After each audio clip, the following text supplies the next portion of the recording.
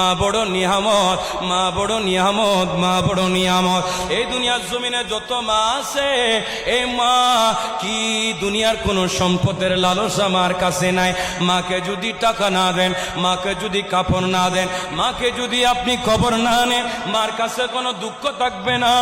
কিন্তু মার কবর যদি একদিন না নেন, মা বলবে ছেলেরে তোর টাকার দরকার নাই, তোর পয়সার দরকার নাই, তোর সম্পদের দরকার নাই।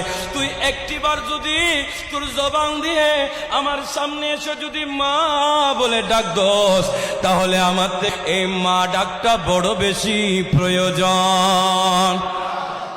আর একটু জোরে বলেন না। মা আমাদের অনেকের আছে, অনেকের নাই। মা বড় নিয়ামত। যাদের মা আছে, এই নবীর প্রেমিকের দল, কথা খুব মনোযোগ দিয়ে খেয়াল করবেন। যার মা আছে ইনার ঘরে জান্নাত আছে, যার বাবা আছে ইনার ঘরে জান্নাত আছে। কথা বলেন ঠিক কিনা? এই নবীর উম্মত, যদি মা থাকে, মার কদমের কাছে যায়বা, টুট লাগায়া চুমা দিবা। আমার নবী বলেন মার কদমে চুমা নয়, বাইতুল্লাহর চৌকটে চুমা দিয়েছ। আর একটু জোরে বলেন। যাদের ঘরে মা আছে, যাদের ঘরে বাবা আছে, এই নবীর উম্মত, আল্লাহর বাইতুল্লাহর চৌকট তালাশ করার জন্য তৌফিক যদি না হয়, আপনার ঘরে যদি মা থাকে, যদি বাবা থাকে, মুহাব্বতে ইনাদের কদমে চুমা লাগায়া দিবা। এই নবীর উম্মত, আমার নবীর হাদিসে পাকে বলেন, এই সাহাবী শুনো, তোমরা যদি আল্লাহর বাইতুল্লাহর চৌকটে যদি চুমা দিতে চাও, তাহলে ঘরে যদি মা বাবা থাকে, মুহাব্বতে মা বাবার কদমে চুমো লাগিয়ে দাও, মা বাবার কদমে চুমো লাগিয়ে দাও।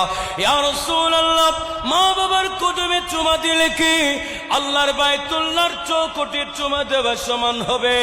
আমার নবী বলেন, আমার সাহাবীরা, আমি বলছি, এই কারো যদি মা বাবা ঘরে থাকে, এই মা বাবার কদমে চুমা দিলে আল্লাহর বাইতুল্লাহর চৌকটে চুমা দেওয়ার সমান হয়ে যাবে। আমাদের দেশে কত যুবক আছে, মার কবর নেই না, বাবার কবর নেই না। কথা বলেন ঠিক কিনা? মা বাবাকে দেখে না। এটা আখিরি জামানা চলে আসছে। আমরা প্রায় সময়, কিছুদিন আগে মানবিক শওকত ভাই একটা ভিডিও করে দেখিয়েছেন। অনেক দূর থেকে, সম্ভবত ফটিকছড়ির এলাকার থেকে, ইনার বাবাকে কারে করে নিয়ে গিয়ে ওই ফ্লাইওভারের উপরের মধ্যে ফেলে রেখে এসেছে।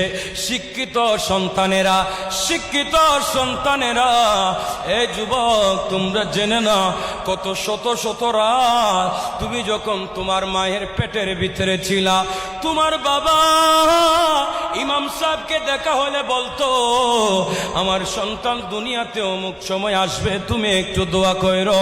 ইমাম সাহেবকে বলতো একটা খতমে শেফা পড়ো।